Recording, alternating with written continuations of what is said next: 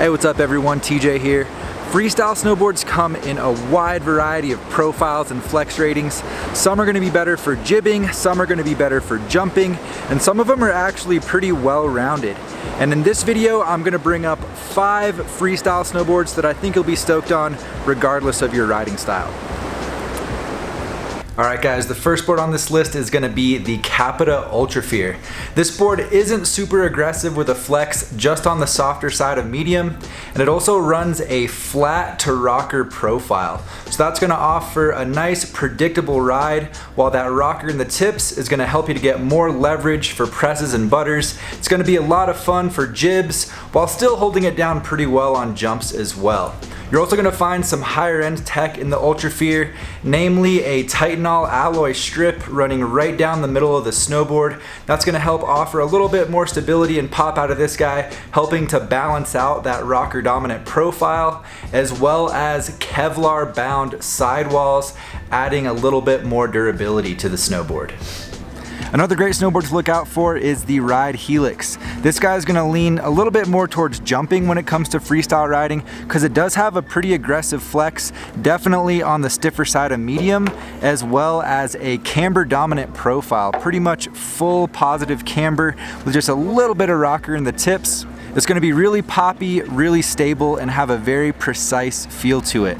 It also runs an asymmetrical side cut, which will help for your heel side turns, making this board a lot of fun for carving, as well as rides carbon array 3 stringers. So it's going to have some carbon stringers placed right under your feet, helping to transfer that energy more efficiently, making the board a bit more responsive. You can definitely still have some fun on rails with this snowboard, but if you're trying to do those more pressed out technical rail tricks, they're going to be a bit more difficult on the Helix. But on the flip side, you're going to have tons of stability outside of the park, as well as on those larger features. Alright, next on the list we got the GNU Headspace. This is one of my favorite freestyle boards because it's so well rounded. It runs a flex just on the softer side of medium with a camber dominant hybrid profile, GNU's C3 profile. So it's going to be fun pretty much anywhere in the park. You can still get some good butters and presses going with this guy, and you're still going to feel pretty comfortable on those jumps and those larger park features. As far as tech goes on the Headspace, you're going to find an asymmetrical side cut, again helping with those heel side carves, as well as magnet traction, so a wavy edge going down the edge of the snowboard, helping to bite down on ice and give you more grip. And I think that combination is pretty unique to the Headspace, combining a camber dominant profile with an asymmetrical side cut and magnet traction. Fourth board on the list is going to be a rocker dominant option, the Never Summer Funlinger. This guy has a flex on the softer side of medium. I wouldn't say that it's super soft, but definitely on the softer side of medium. Going to be very pressable, really fun for butters, really good for rail tricks as well.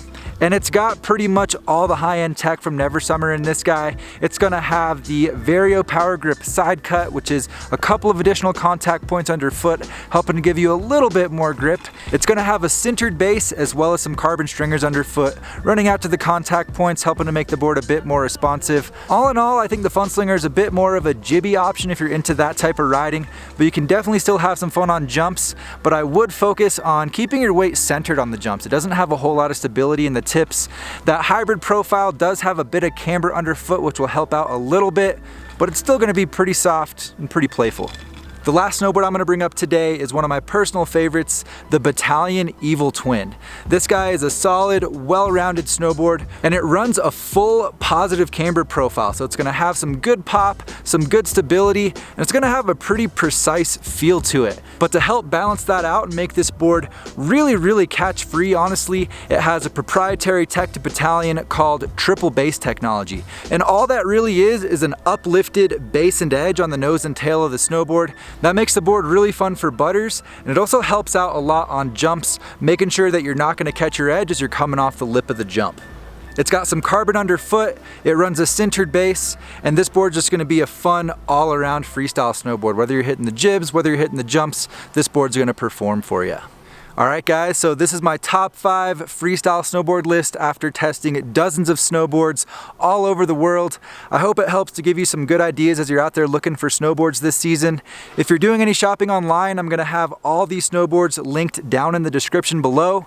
And if we have any ladies watching out there, I'm also going to have some good options linked for you as well. Thanks for being here guys, I appreciate you, and we'll see you in the next video soon.